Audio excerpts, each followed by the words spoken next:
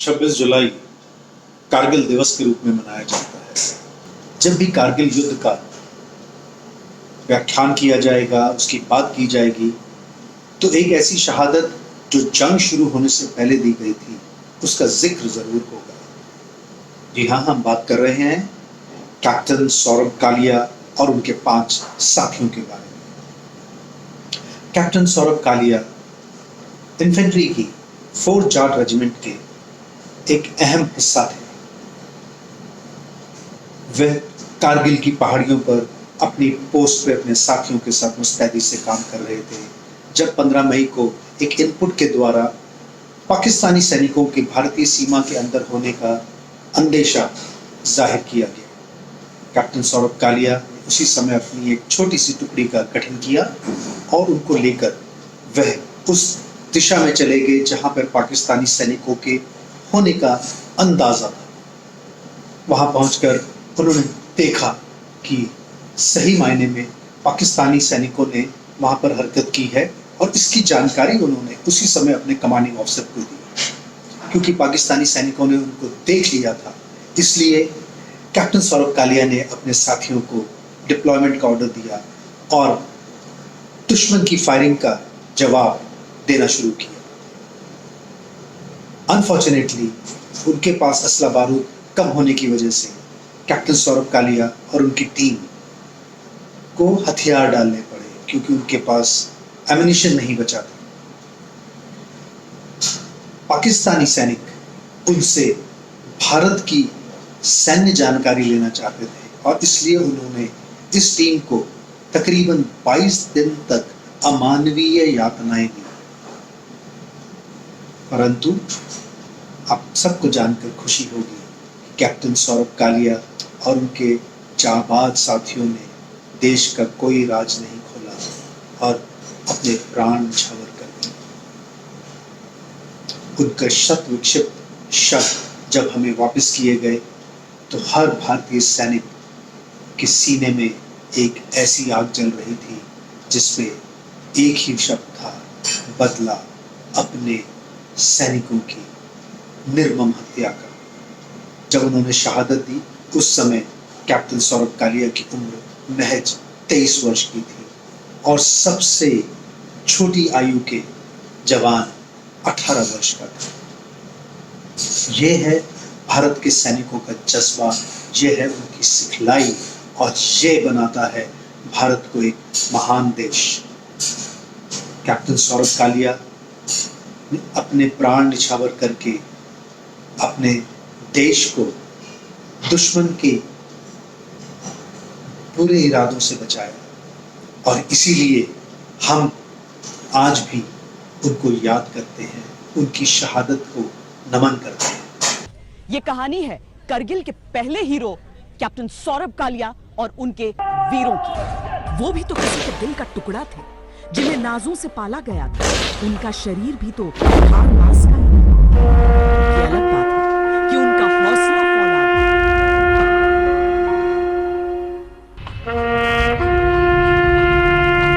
जिनकी शहादत से हिंदुस्तान सचेत हुआ, जिनके बलिदान से करगिल के षड्यंत्र का पर्दाफाश हुआ, जिन्होंने राष्ट्र से गद्दारी की जगह दर्द और दहशत की इंतहा चुनी। मुंह के दांत भी तोड़े हुए थे, नाक भी काटे हुए थे, कान भी काटे हुए थे, नाखून भी निकाले हुए थे। यातना के 22 दिन चुने, सबसे खौफनाक मृत्यु चुनी।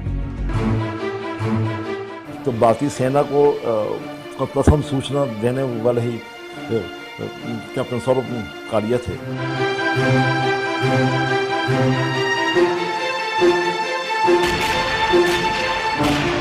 कि उसकी पीड़ा तो मुझे अभी भी अनुभव होती है कि उसको इतना टॉर्चर किया गया।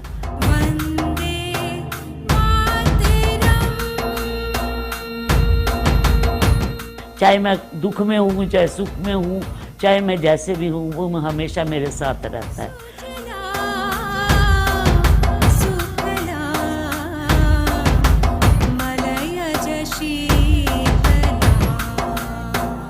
मैं जब तक मैं सांस है जीवित हूँ इस मुद्दे को मैं उठाता रहूंगा, चाहे मुझे कुछ हासिल हो या ना हो, क्योंकि ये जो प्रश्न है या ये मुद्दा है, ये कैप्टन सौरभ कालिया और उसके 5 साथियों का नहीं है, ये हमारी पूरी भारतीय सेना का के उनके मान सम्मान और उनकी प्रतिष्ठा का प्रश्न है।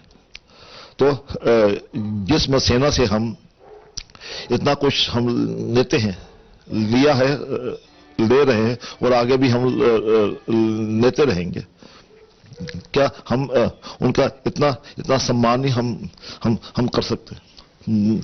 तो बाकी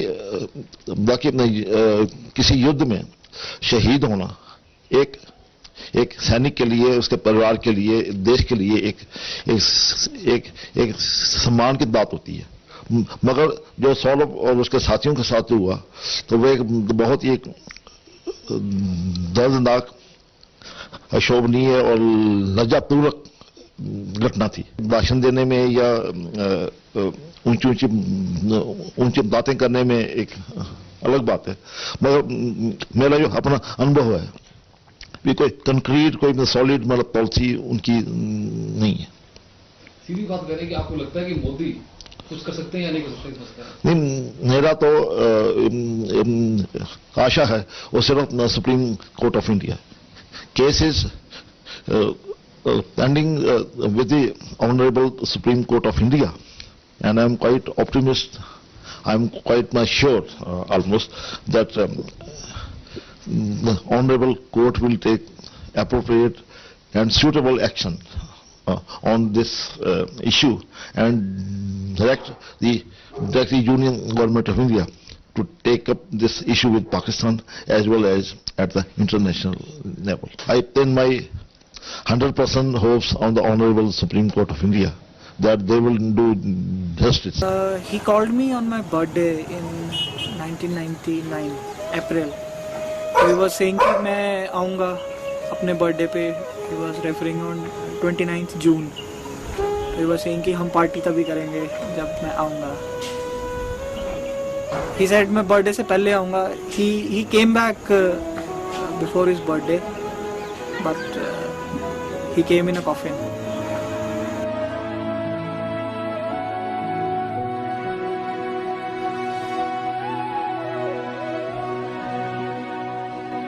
I saw his body first when it arrived. Body was in a very bad condition. So मेरे को सबसे पहला तो यही डर था कि अगर मेरी मदर ये देखेंगी सौरभ की बॉडी तो I don't think she'll be able to see the state of the body.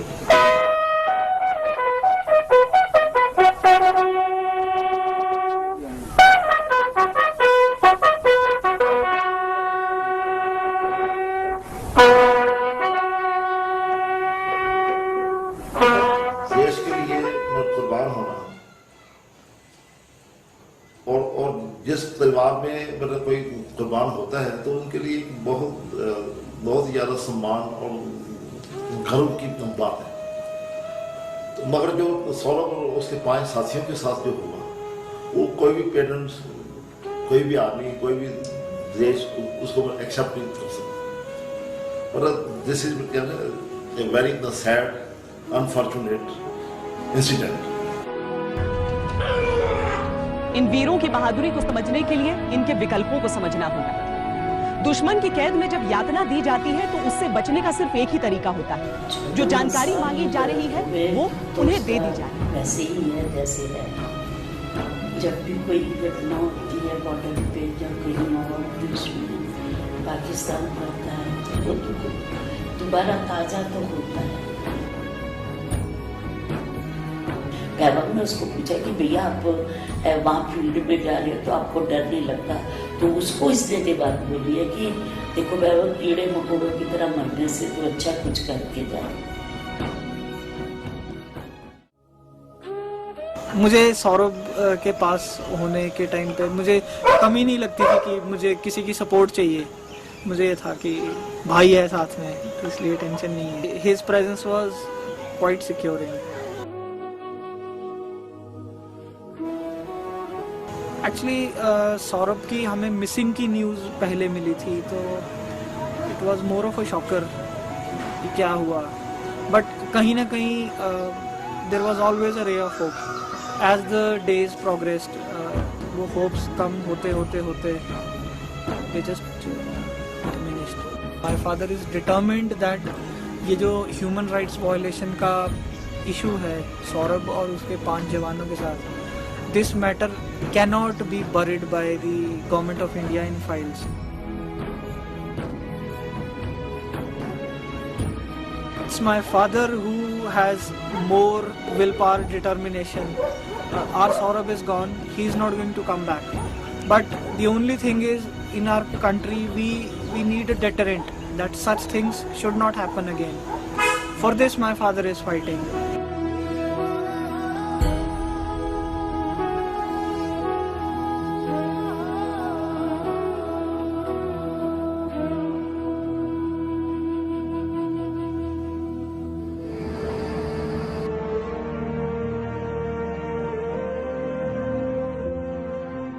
हमेशा ऐसी सोच रही है, नेवर से डाई. कभी आदमी को आशा नहीं छोड़नी चाहिए, हिम्मत नहीं छोड़नी चाहिए.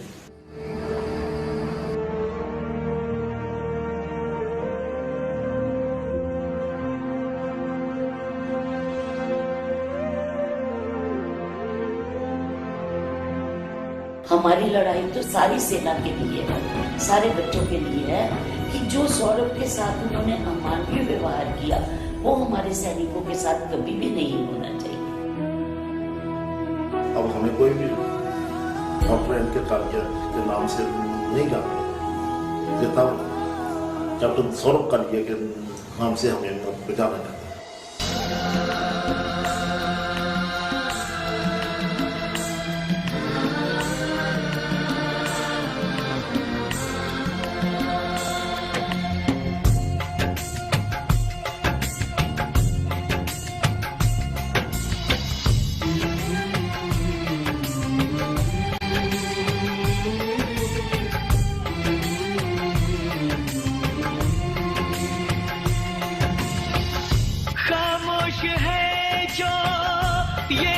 सदा है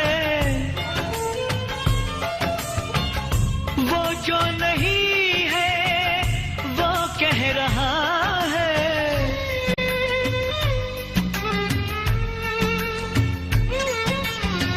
साथियों तुमको मिले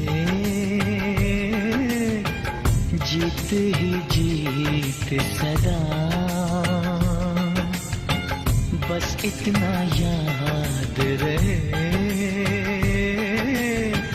एक साथी और भी था. जाओ जो लौट के तुम घर हो खुशी से भरा, बस इतना याद रहे एक साथी और भी था. बस इतना याद रहे एक साथी और भी था.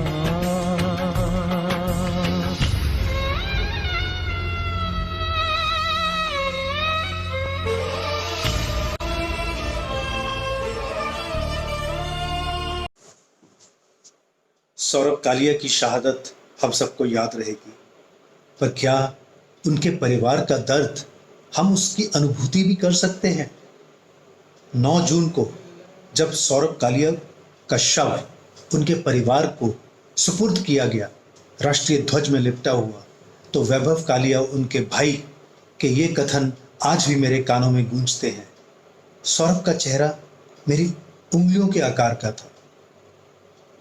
उसके चेहरे की सबसे प्रमुख चीज उसकी भौहें थी, आईब्रोज, और वो भी नहीं थी. उसकी नाक नहीं थी, उसकी आंखें नहीं थी, उसके कान भी नहीं थे, उसके दांत नहीं थे, उसका जबड़ा नहीं था, उसके होंठ भी नहीं थे. ऐसे सौरभ का मैं कैसे अपने माँ पिताजी को दीदार करने देता? वो इस सदमे से कभी नहीं उभरते. पाकिस्तान के इस जघन्य अपराध को सौरभ के परिवार ने उजागर करने का बीड़ा उठाया है। उन्होंने कई देशीय एवं अंतर्राष्ट्रीय संगठनों के द्वारा अपील की है कि पाकिस्तान के जिन सैनिकों ने ये जघन्य अपराध किया था उनके खिलाफ कड़ी से कड़ी कार्रवाई हो। भारत की सर्वोच्च संसद में भी इस केस को उठाया गया। उस समय के रक्षा मंत्री ने सौरभ के परिवार को चिट्ठी लिखकर बताया कि यह कार्य अंतर्राष्ट्रीय लेवल पर नहीं उठाया जा सकता क्योंकि भारत और पाकिस्तान 1971 के शिमला समझौते के अंतर्गत बाध्य हैं। सौरभ के परिवार ने हिम्मत नहीं हारी है। वो आज भी अपने सौरभ के लिए लड़ रहे हैं। उनकी ये लड़ाई में आप और मुझे भी शामिल होना है क्योंकि उनके बेटे ने अपने लिए नहीं इस देश के लिए जान गंवाई थी। उसके बेटे ने इस देश के लिए अपना सब कुछ निछावर किया था। आज सौरभ के माता पिता को, उसके भाई को यह एहसास नहीं होना चाहिए कि वो अकेले हैं, क्योंकि एक चीज का ध्यान हम सबको रखना है।